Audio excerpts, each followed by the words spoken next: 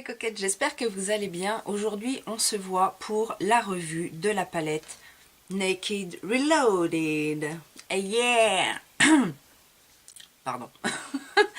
Ok, je ne voulais pas l'acheter. Bah oui, j'ai beaucoup de Naked, je ne voulais pas l'acheter. Et à cause de toi, Lily, tu te reconnaîtras, j'ai craqué. Donc, le petit mouton quoi, hein, comme d'hab. Je l'ai testé, j'ai fait ce look avec. Je vais vous montrer ça tout à l'heure, pas de souci.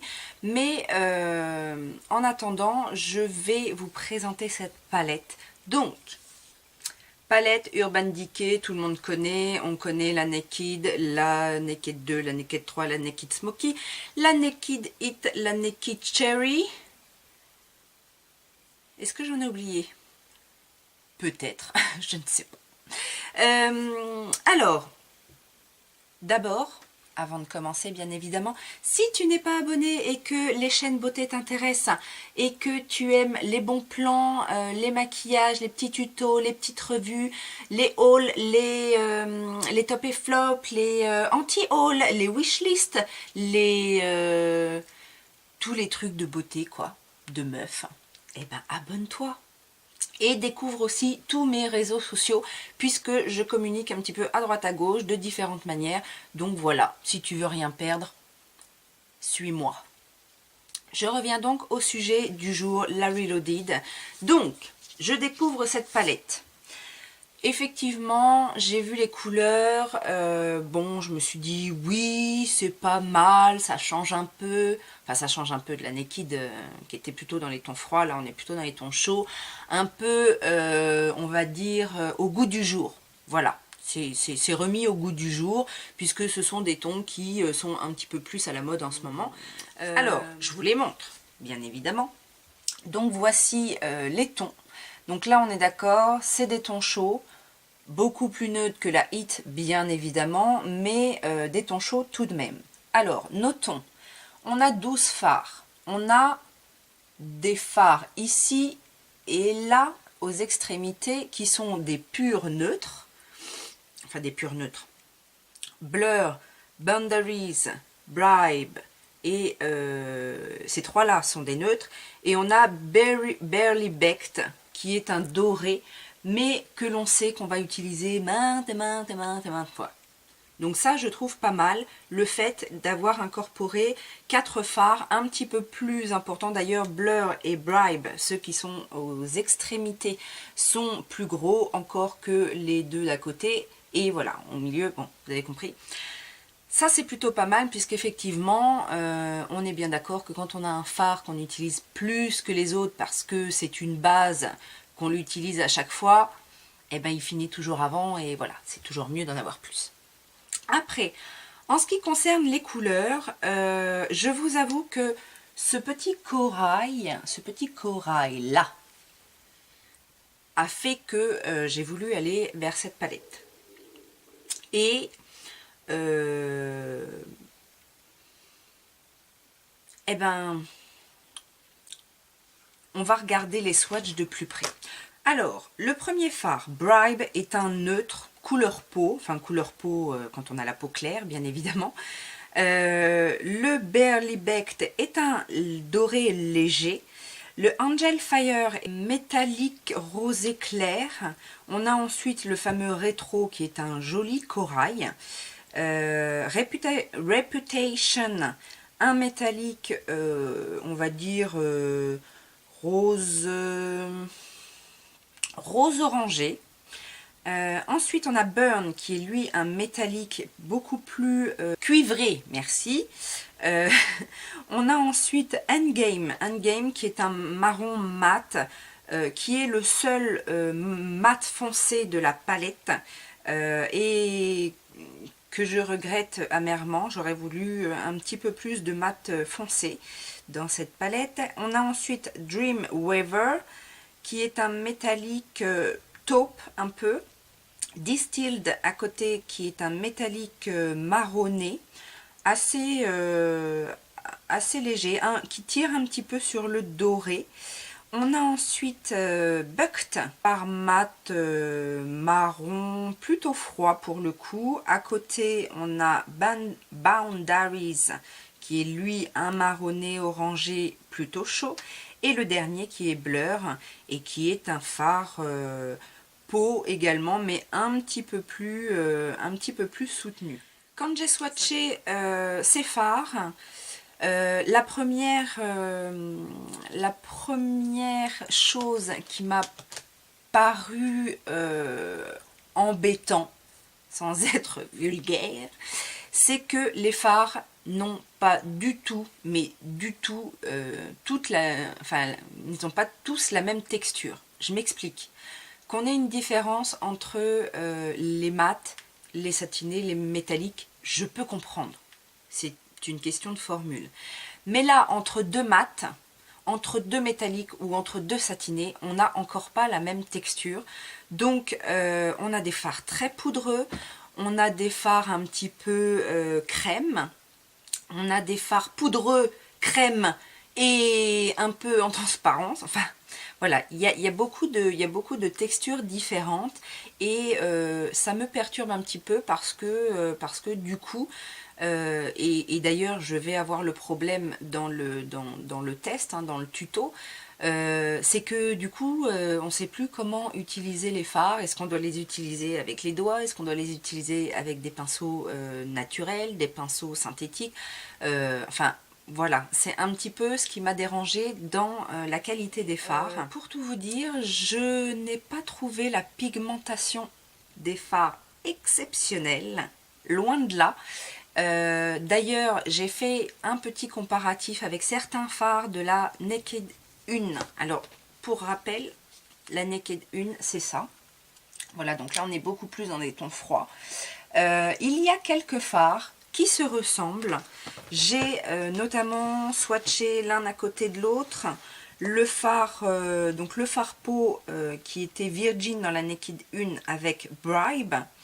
Alors effectivement Virgin est beaucoup plus satiné que Bribe, Bribe étant vraiment mat, mais après il y a des voilà, il y a des petites ressemblances. Angel Fire par exemple et Skin dans la Naked 1 et aussi Sidecar, enfin même si les sous-tons ne sont pas les mêmes, il y a des ressemblances avec ces fards là, mais dans la Naked 1 je trouve que les fards sont quand même plus pigmentés. J'ai également rapproché Barely Baked avec le Half Baked de la Naked 1. Half Baked est un petit peu plus or prononcé, mais voilà, il y a des ressemblances quand même sur les couleurs, sur certaines couleurs de base.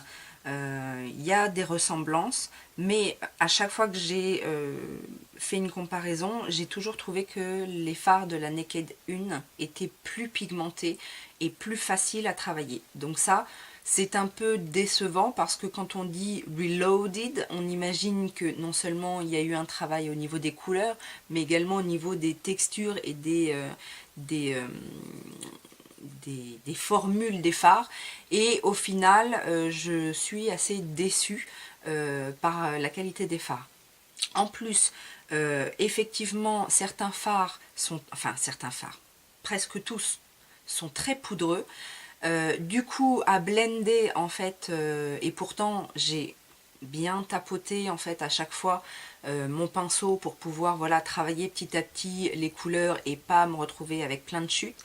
Alors d'une part ça n'a pas empêché les chutes, j'en avais plein partout, et en plus ça se déplace vachement dans les yeux, et du coup cet œil-ci par exemple s'est mis à pleurer tellement j'avais de poudre dans les yeux. En fait j'ai même été obligée de nettoyer mon œil avec un coton-tige parce que voilà c'est très volatile, et je ne me souviens pas, même si on entendait dire que la Naked 1 était assez poudreuse, techniquement je ne trouve pas qu'elle soit plus, enfin même ne serait-ce que aussi poudreuse que la Reloaded. Voilà. Je ne crois pas qu'il y ait énormément de différence au niveau du prix, puisque de mémoire la Naked 1 était vendu, alors je sais plus si c'était 46 ou 49 euros.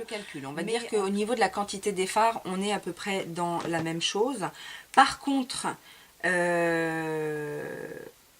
y avait un pinceau, donc un pinceau dans la Naked 1, qu'il n'y a pas dans la Reloaded.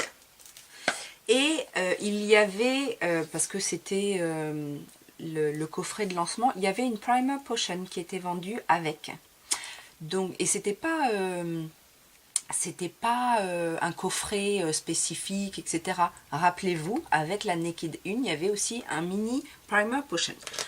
Donc, je trouve que pour à peu près le même prix, on a moins de choses. On n'a pas le pinceau et on n'a pas la Primer Potion. Et en plus, je suis pas bluffée. Je suis pas bluffée. Voilà, je suis pas bluffée. Alors, ça n'a rien à voir avec le fait que ce soit une palette neutre, parce que franchement, je la trouvais jolie. Et j'achète du neutre encore, bien évidemment. D'ailleurs, il y en a une autre qui me fait de l'œil, n'est-ce pas, Lily? Bref, voilà, je ne suis pas bluffée et alors, je suis contente de l'avoir. Maintenant, je vais essayer de travailler. Alors, les fards métalliques sont quand même très jolis.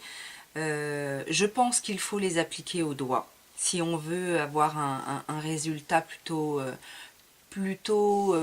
plus waouh en tout cas que ce que j'ai pu obtenir là aujourd'hui avec des pinceaux. D'ailleurs, je l'ai vu et vous le verrez aussi que pour l'arcade, j'ai commencé à faire ma touche lumière au pinceau, ça ne donnait absolument rien.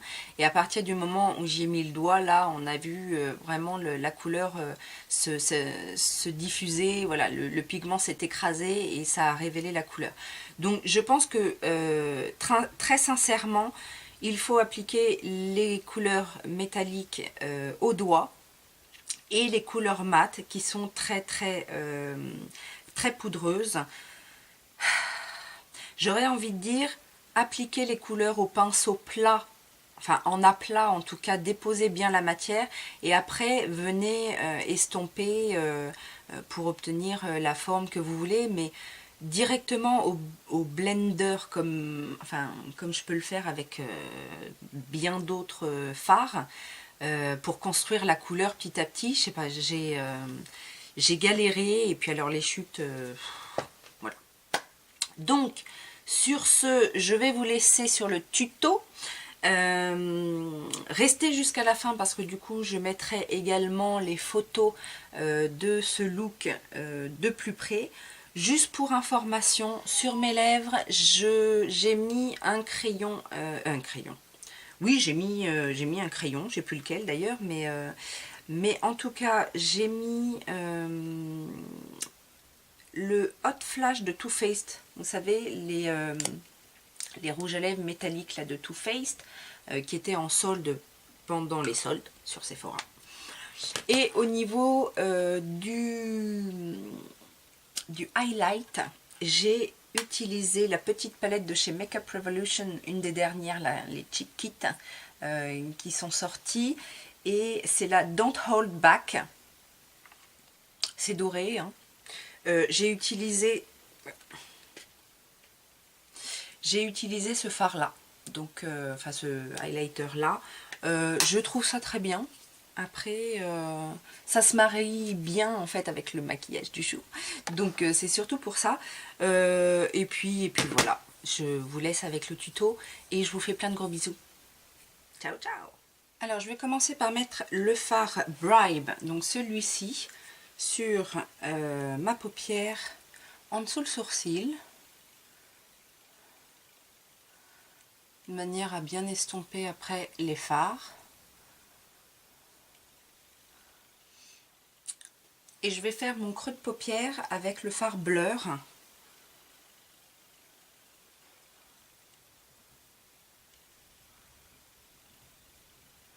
Donc pour avoir une première couleur de transition. Je vais commencer ma définition avec le fard intermédiaire ici qui est Boundaries.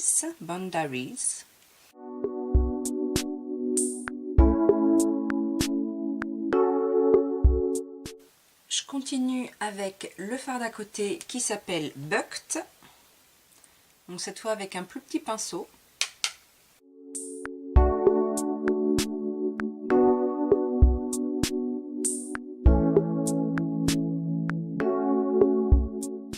Et je viens dégrader toutes les couleurs entre elles. Je vais venir placer cette jolie couleur corail, donc le fard rétro, sur la paupière mobile. En fait, je vais commencer à construire ma base.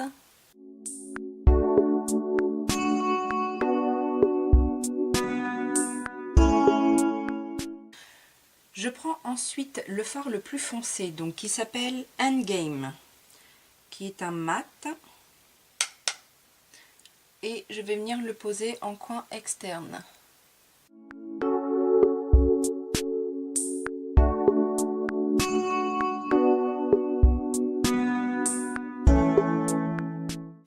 Donc dans ce fard à l'extérieur, je vais venir poser le fard un peu satiné, enfin un peu, même beaucoup satiné, qui s'appelle Distilled. Et je vais venir le fondre, pareil, dans le coin externe.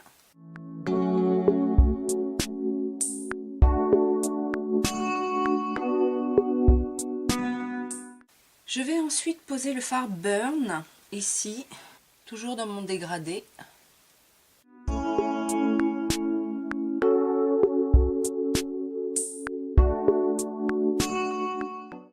Et dans le coin interne, je vais mettre le fard Reputation.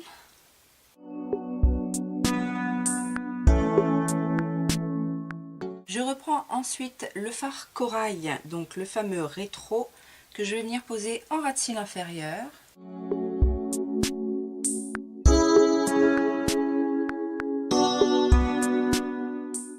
Et je vais venir poser le fard ici qui s'appelle Dreamweaver.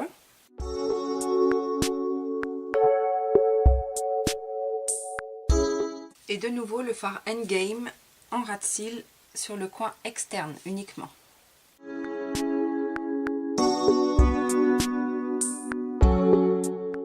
Et je fonds le tout.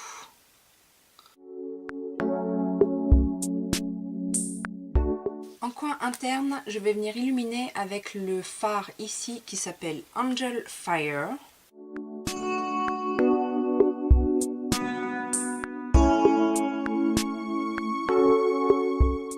Et je viens également le poser sous le sourcil.